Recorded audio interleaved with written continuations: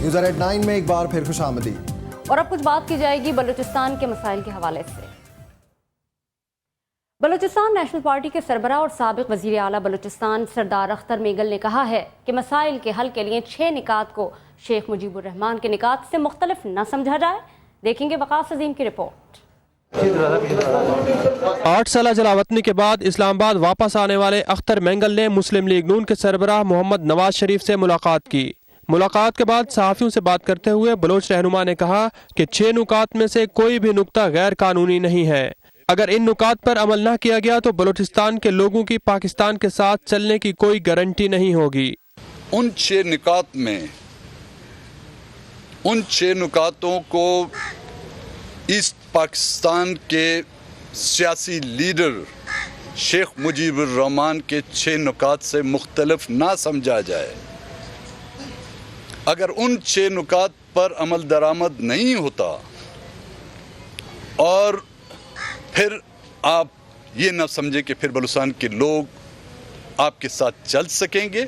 سردار اختر مینگل نے کہا کہ بلوچستان کے حالات اس نہج پر پہنچ چکے ہیں جہاں سے واپسی کا کوئی امکان نہیں۔ یہ حالات ان پس پردہ قوتوں کے پیدا کردہ ہیں جنہوں نے ہمیشہ قانون اور آئین کی پامالی کی، خود کو آئین اور قانون سے بالا تر سمجھا اور عوامی رائے کو نظر انداز کرتے ہوئے جمہوریت پر شب خون مارا۔ بلوچستان کے حالات اس نہج پر پہنچ چکے ہیں کہ ان کی واپسی کا کوئی امکان ہمیں نظر نہیں آتا۔ اس موقع پر نواز شریف نے کہا کہ اگر ملک میں آئین بنایا گیا ہے تو اس پر عمل بھی ہونا چاہیے۔ مجھے بھی والد کی میت کو قبر میں اتارنے کا موقع نہیں دیا گیا۔ یہ حالات آمروں کے پیدا کردہ ہیں۔ ان قوتوں کو باہر نکالنے کے لیے تمام جمہوری قوتوں کو سر جوڑ کر بیٹھنا ہوگا۔ وہ یہ تمام معاملات کو ٹھیک کریں، آئین قانون کی حکمرانی کو قائم کریں، رول آف لا ہو، اور پھر جتنے بھی اس میں اس طرح کے مجرم ہیں ان کو جو ہے وہ کٹہرے میں لا کے کھڑا کیا جائے۔ تو اس کے بغیر جو ہے یہ پاکستان کا آگے بڑھنا ممکن نہیں نظر آتا۔ سردار اختر مینگل نے کہا کہ بلوچستان حالات جنگ میں ہے، وہاں الیکشن نہیں ہو سکتے۔ انہوں نے بلوچستان میں ہزارہ برادری اور شیعہ سنی فسادات کو امپورٹڈ قرار دیتے ہوئے کہا کہ ایسے واقعات بلوچ کلچر کے خلاف ہیں۔ وقاص عظیم، CNBC پاکستان، اسلام آباد۔ دوسری جانب حکومت نے کہا ہے کہ بلوچستان میں نہ تو کوئی آپریشن ہو رہا ہے اور نہ ہی خفیہ ایجنسیوں کا کوئی ڈیتھ اسکواڈ صوبے میں موجود ہے۔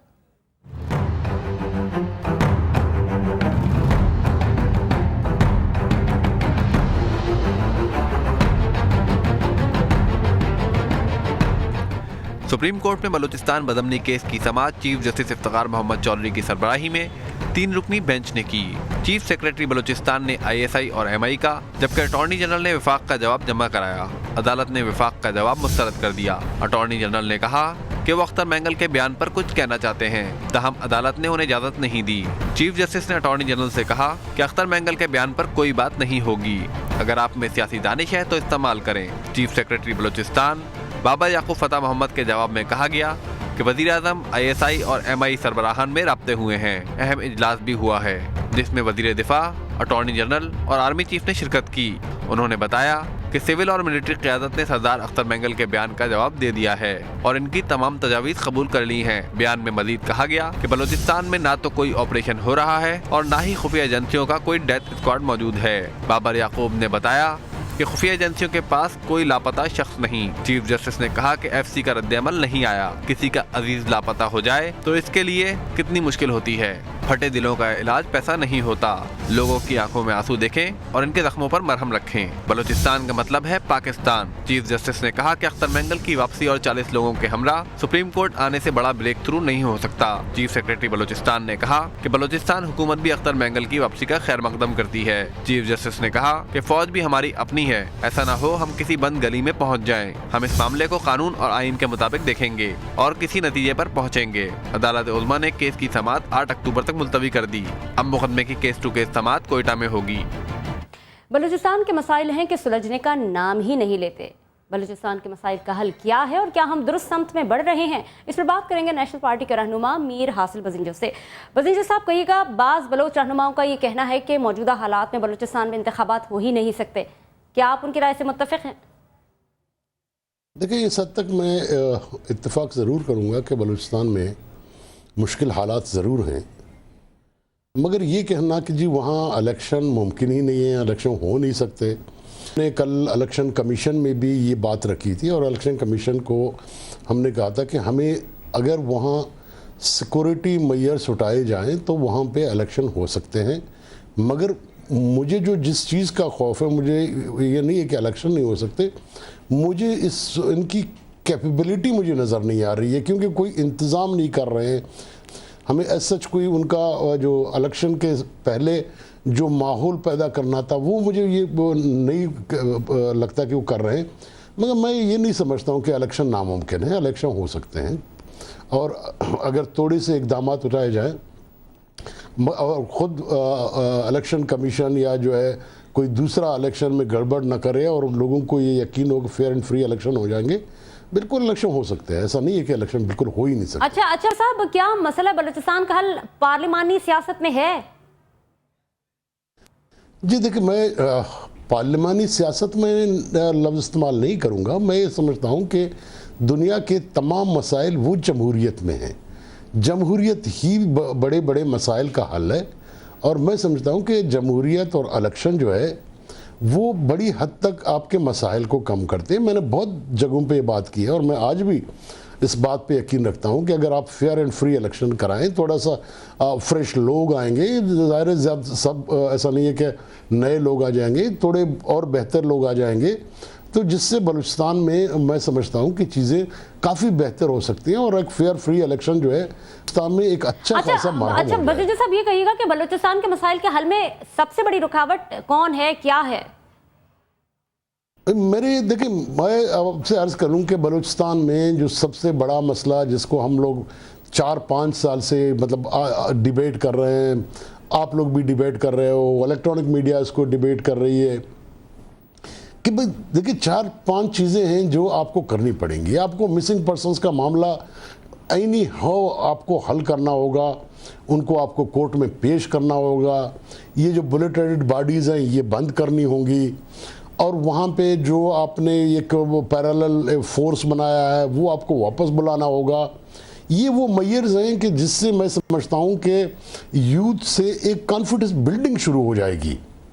اگر ہم یہ کرنے کی طرف جانا شروع کر دیں تو چیزیں آہستہ آہستہ حالات کے ساتھ بہتر ہو جائیں گی، اور ایک فیئر اینڈ فری الیکشن بھی آپ کرا دیں تو یہ اس کے میں سمجھتا ہوں کہ یہ آگے جا کے کافی مسائل جو ہے خود بخود حل ہوں گے. بالکل ٹھیک ہے، لیکن یہ بھی کہیے گا کہ بلوچستان کے معاملے پر کیا سپریم کورٹ کی جو کاوشیں ہیں وہ اسٹیبلشمنٹ کی پالیسیز پر اثر انداز ہو سکیں گی؟ نہیں، میرے خیال میں کہ اب میری جو انفارمیشن یہ ہے کہ آج شاید انہوں نے اپنا داخل کر دیا ہے جواب، جس میں انہوں نے کہا کہ جی ہمارا مسنگ پرسنز کے ساتھ کوئی تعلق نہیں ہے، ہمارا مسنگ پرسنز نہ ہمارے پاس ہیں، نہ ہم نے کوئی پیرالل فورس بنایا ہے. اور انہوں نے اپنا جواب داخل کیا، تو اس کا مطلب ہے کہ وہ ابھی تک سپریم کورٹ کو کوئی پازیٹیو جواب نہیں دے رہے ہیں، اور پازیٹیو جواب مجھے لگتا ہے وہ دیں گے بھی نہیں. مگر یہ کہ بابا سپریم کورٹ کو آپ جواب دیتے ہیں نہیں دیتے، مگر آپ کو وہ اقدامات اب کرنی پڑیں گی. آپ جتنے یہ چیز جو مطالبات ہم کر رہے ہیں اگر آپ ان کو ایکسپٹ نہیں کرتے، اس سے یہ نتیجہ ہوگا کہ بلوچستان کے حالات اور خراب ہو جائیں گے. ہمارے ساتھ موجود تھے حاصل بزنجو صاحب کا موقف آپ نے جانا. بلوچستان کے مسئلے پر ہی مزید بات کرنے کے لیے ہمارے ساتھ موجود ہیں اے پی ایم ایل کے رہنما احمد رضا قصوری صاحب اور سینئر تجزیہ کار احتشام الحق صاحب. آپ دونوں حضرات کا بہت شکریہ. قصوری صاحب، پہلا سوال آپ سے، آپ کا کہنا ہے کہ بلوچستان کی خراب صورتحال کی ذمہ دار بین الاقوامی قوتیں ہیں، کیا بلوچستان کو نظر انداز نہیں کیا گیا؟ دیکھیں جناب، بات یہ ہے کہ کرائمین وار اور ورلڈ وار کے درمیانی جو عرصہ ہے اس میں ویسٹرن جیولوجسٹ نے جو جہاں تک تیل کا تعلق تھا وہ ڈھونڈ لیا تھا، but they kept it as a guarded secret, کیونکہ اگر وہ خلافت عثمانیہ کے زمانے میں تیل نکل آتا تو man of Europe would have become the strongest man of Europe. پہلے انہوں نے خلافت عثمانیہ کو فریگمنٹیشن کی، 2 اپنے سیکیور انٹیلیجنس ایجنٹ چھوڑے، ایک کا نام تھا کرنل فلبی اور دوسرا کا نام تھا لارنس آف عریبیا. ان دونوں نے عرب نیشنلزم کو ابھار کر جب فریگمنٹیشن کر دی، جب فریگمنٹیشن ہو گئی تو پھر جب انہوں نے اپنے غلامچے یہاں بٹھا دیے تو ان غلاموں سے انہوں نے اونے پونے پر اپنی آئل کمپنی کے لیے لمبی لیزز لے لیں. آج بلوچستان جو ہے یہ دنیا کا جہاں تک منرل ریسورسز کا تعلق ہے it has got the richest mineral environment in the world.